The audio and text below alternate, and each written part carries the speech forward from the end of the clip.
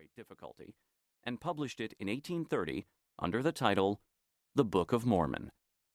It tells the saga of the descendants of Nephi, a 6th century BCE Israelite man, from the beginning, when Nephi and his extended family take a boat from the Middle East to the New World, to the end, in the 4th century CE, when the Nephite people are destroyed in a giant apocalyptic battle. The stories told in the Bible and in the Book of Mormon basically roll along simultaneously for about 1,000 years along two parallel tracks, one in the Middle East and the other in America. Like the Bible, the Book of Mormon is organized as a collection of books, each named for its first-person narrator, starting with Nephi himself, who was born in Jerusalem, and concluding with Moroni, who was born somewhere in the Americas. The complete book is named for Moroni's father, Mormon, the scribe who edited and engraved the final version of the gold plates. 2 years before the Book of Mormon was published, author Israel Worsley wrote a book in which he documented the popular belief that American Indians were among the Bible's 10 lost tribes.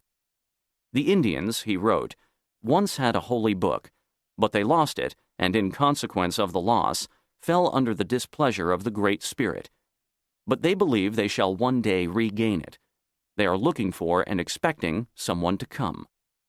As Joseph walked along the glacial hills of northern New York, he came to believe that he was that man, that he would deliver the lost book. Joseph, like many on the American frontier, had long been impressed by the mysterious Indian burial mounds that dotted the terrain. The angel who'd visited him had explained that the mounds were in fact ruins from the time of the Nephites, that the big hill near his house held the Nephites' great literary treasure. The first run of the Book of Mormon was sold to the public as an account of ancient Indians, a prehistory of settlement in the New World. Joseph said that the angel who visited him was the spirit of the long-dead Moroni, the last Nephite. The angel had spoken about a world he had personally known and lost. It was he, when he'd lived as a mortal, who had buried the book all those years earlier. To Joseph, the angel Moroni wasn't a metaphor for something, a literary convention, or a figure in a dream. He was a handsome Maya, fluent in Hebrew, who lived 1,400 years earlier and came back looking better than ever, and with a lot to say about everything.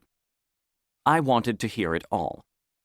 As a youngish, still struggling writer, I was enthralled by Joseph's stories, and particularly by his impressive run as an underdog, an underground American writer, a cult author, you might say.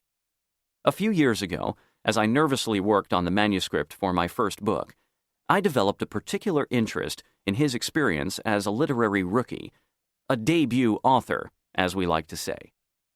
I was touched and amused by the writerly moments of his life, such as running into one of his collaborators shortly after the publication of the Book of Mormon and pumping him for sales information, only to be bummed out to learn that it wasn't selling at all. I felt only affection for him when I discovered that he'd received a prophecy telling him it was time to seek a Canadian copyright for his book, and, when that fell through, received another prophecy chastising him for being too hasty about copyrights. The Book of Mormon is about writing books. Every few pages, the story's various narrators describe to us how the writing of this book is going. Every narrator in the Book of Mormon describes how he wrote, why he wrote, where he wrote. Moroni tells us that he was tired of writing, but wrote anyway. Jacob frets neurotically about his talent. It can feel like a freshman writer's workshop with these guys. They work hard and complain a lot. They seem to be fishing for compliments. In a narrative with scores of characters and plots and subplots, the one constant is the story of how this book became a book. Its narrative arc follows the real-world physical process of creating manuscripts, of how the book was written, preserved, edited, and archived, and passed along through history, usually under the worst of conditions. 1,000 years and thousands of miles separate Nephi on the first page from Moroni on page 584, and another 1,000 years and thousands of miles separate those ancient guys from Joseph.